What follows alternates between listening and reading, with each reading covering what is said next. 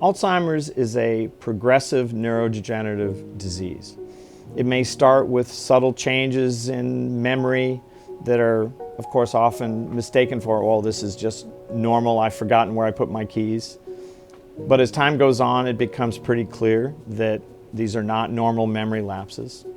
It's a buildup of amyloid and tau protein plaques that develop in the brain and thus leading to brain damage and trouble with memory. Forgetfulness as we get older is not normal. And oftentimes, the earlier we detect it, there's a lot more things we can do. Our work is aimed at identifying what those early events are and then devising interventions that will prevent the progression of those problems, to reverse those cellular and molecular abnormalities that lead to decline. We uncovered a pathway that regulates these cell repair processes, and they also regulate metabolism, especially the metabolism of lipids.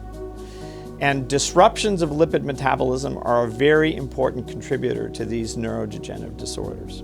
We made some observations that were surprising to us, but suggested we might have an avenue in finding a way to increase the ability of cells to repair and to prevent the continued damage and accumulating damage that occurs in the course of the disease.